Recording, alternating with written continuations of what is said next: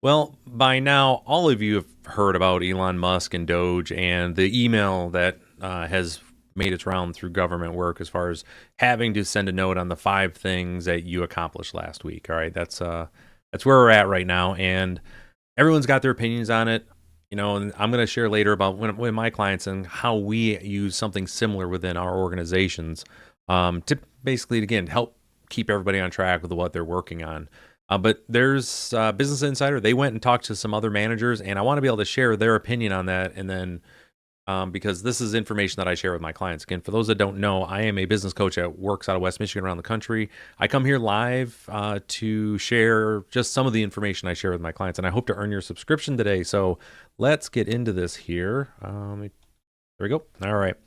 And then again, this article is from Business Insider. You'll be able to check it out in the description there. Got the links right there. Now, here's what management experts think about Elon Musk DOGE emails. It's from Laura Edmonds and Catherine Lee from Business Insider. Just soak that in for a second, folks. All right, this is what we got in the federal government right now is going through and tearing stuff apart. Now, Elon Musk DOGE had emails sent to federal workers requesting a list of what they did last week.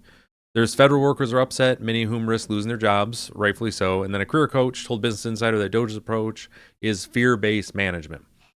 I disagree partly with that.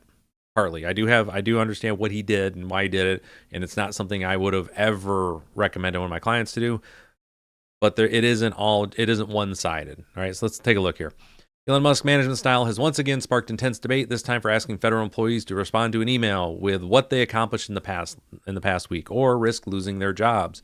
Musk, he's a special government employee who is the face of DOGE White House office, which is Department of Government Efficiency, and is known for his disruptive leadership style at, well, his companies between Tesla, SpaceX, and X. And, to be fair to Elon on this, he has a track record of moving fast, breaking things, and then getting results with his companies. And there's plenty to talk about where he gets his revenue from and all that. But at the end of the day, you still got to be able to make money on these things. And regardless of where the money's coming from, he is shown that this method, while not good for basically for long-term environment, it does get some results. He is now applying those same tactics to the federal operations with mixed reaction from business leaders and government officials. So from George Carrillo, a former Oregon government executive, Oregon government executive, this method is not just ineffective, it's harmful. Carrillo, the CEO of the Hispanic Construction Council, previously worked as a program executive at the Oregon Department of Human Services. Overloading employees with unrealistic demands creates instability and causes talented workers to leave, which risks disrupting the continuity and expertise the government depends on to function. Now, first and foremost, asking people to write an email of the 5 things they accomplished in the previous week is not overloading them, or is it an unrealistic demand? The issue is that I have with this is that it was done in such a short period, like immediately. Like, email came out, you'd have 2 days to respond with this. The way that I coach my clients is not to do it that way. Anytime you want to do change, you have to have successful change management, which would be, hey, we're going to start implementing this. We're going to do a trial run next week. Give you a chance. We're going to probably do a couple trial runs. Then this is going to be the new procedure, again, to give people an opportunity to wrap their heads around, oh, hey, I've got this going on. I need to be prepared to be able to do this. Okay? Again, it's not that it's overloading, and it's not that it's unrealistic. It's just that it wasn't rolled out in an effective manner, which again, it was garbage the way that Elon did that. It was absolutely just stupid the way that was done. It's not, but again, be clear, it's not unrealistic. There's many of us, included me, when I worked for folks, I had to send notes every week on the stuff that I was working on what I got done. It's not an unrealistic demand. On Saturday, federal employees received an email asking them to respond with a five bullet point summary of their work in the last week and copy their manager. And this is the part that just was dumb. Failure to respond would be taken as a resignation, Musk said in a post on X before the emails went out.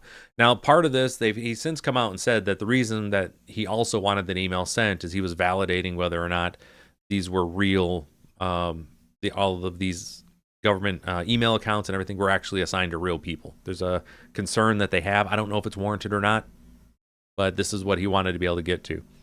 Now, the email resembled one Musk sent when he took over Twitter, now rebranded as X, in 2022. Following the acquisition, Musk instructed engineers to print out their latest software code for review as a way to evaluate their skills. Some business leaders said Doge's approach could yield results despite the negative reaction. Neil Shah, Yaya, never heard of him, health technology CEO, told Business Insider that the approach shows a commitment to rapid organizational improvement and has unique advantages over traditional downsizing, which, yes, again, I'm in agreement with a lot of that. It's just the execution was garbage. Terrible, absolutely terrible, the execution. He also said it gives leadership real-time productivity data, which could lead to long-term benefits like better documentation of work-related tasks, efficiency, and boosting public trust through demonstrated effectiveness. Again, and I want to hit on that for a second here. He said it gives leadership real-time productivity data, which could lead to a long-term benefits like better documentation, right? And these are things you can get, and absolutely something that businesses should do. It's a best practice within the companies that I work with, or the executive teams, to be sending, we do daily updates. It's not just weekly, it's every day. We send, my teams, we send emails to everyone, including the CEO, sending stuff out to the rest of the executive team. Oh, hey, just what I worked on today and what I got. And if there was any issues, right? Because that's going to help you in real time. Hey, I ran into a roadblock here. I could use some help with that, rather than waiting a week for the executive meeting or not having a communication channel for anything at all. And I would do that with my general managers. Like, hey, what did you go, what did you have going on this week? And I did weekly for mine, and I had it very structured on how I want it. But I sure as hell didn't roll it out in one day. We did it over the course of a month. So my teams had a chance to practice. I could give them feedback, and then help them understand exactly what we wanted to see in these weekly emails. But again, I gave them a month to kind of get used to it. It's change management 101. You just don't dump shit on people. Excuse my language. All right. Other management experts, however, said the email demonstrated a lack of empathy and could hurt morale, ultimately reducing efficiency.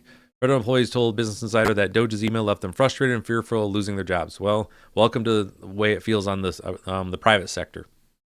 You hope that you are doing everything you can do. And what I tell a lot of employees, you can do everything right and still be let go. It happens. Business has to make a decision, and the businesses, they make whatever decision they feel is right. I don't agree with all of them as far as some of the businesses go, but end of the day, you can do everything right and still lose your job. And that happen. And again, to have that type of worry in government employment, as someone who worked in the government for 20 years, the federal level, it's not necessarily a terrible thing. Do I think they should be firing just haphazardly? Absolutely not. I'm not in agreement with any of that. However, there should be a healthy, man, I might lose my job if I don't do this thing right. It should exist.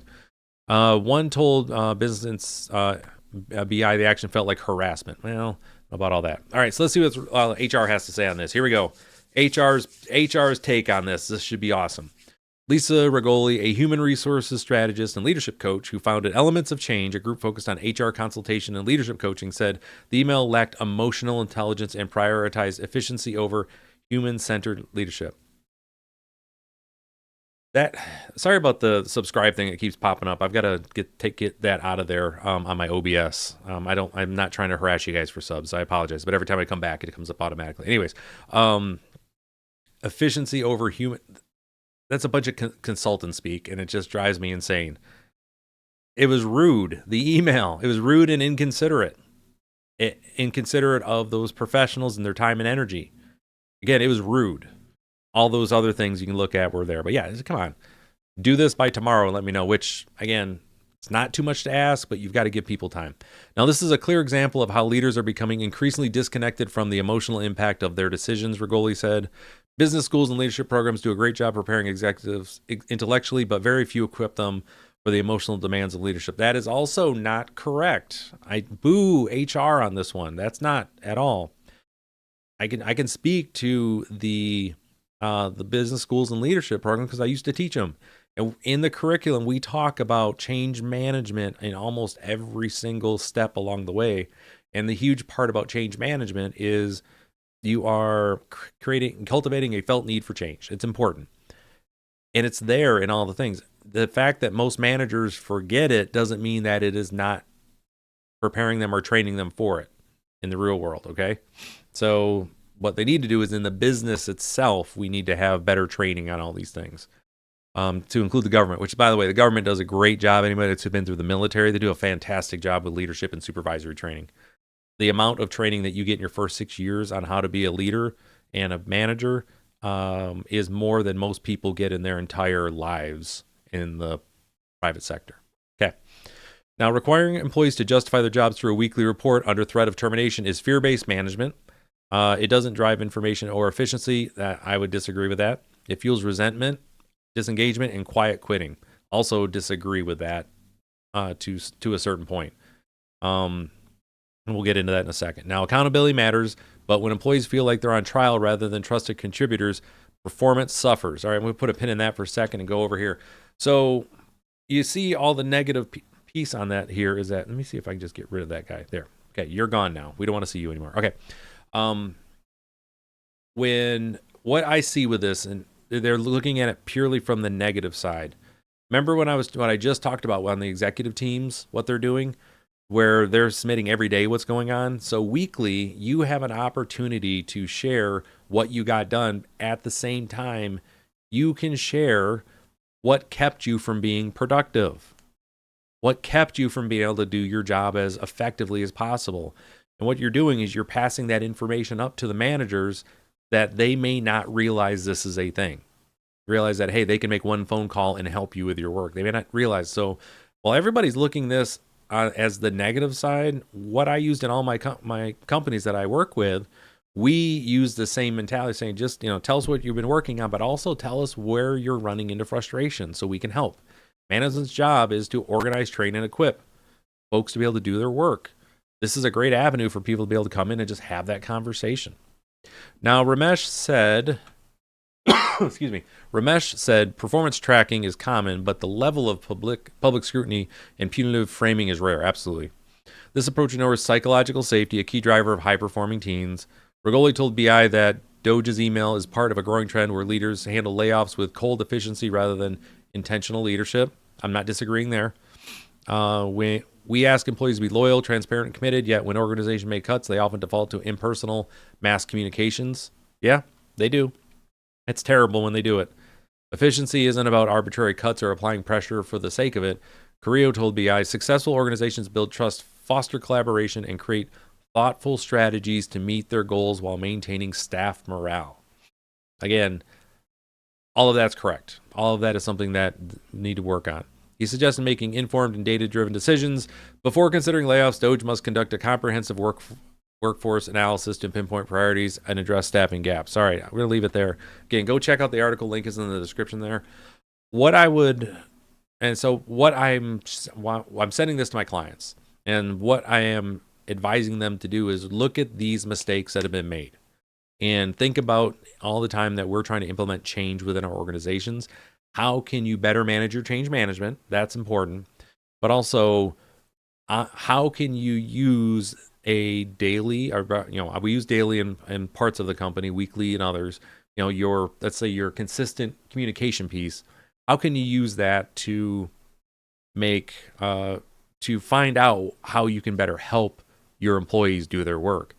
It should not be limited to what did you get done last week. It should be what did you do last week and what kept you from doing work last week.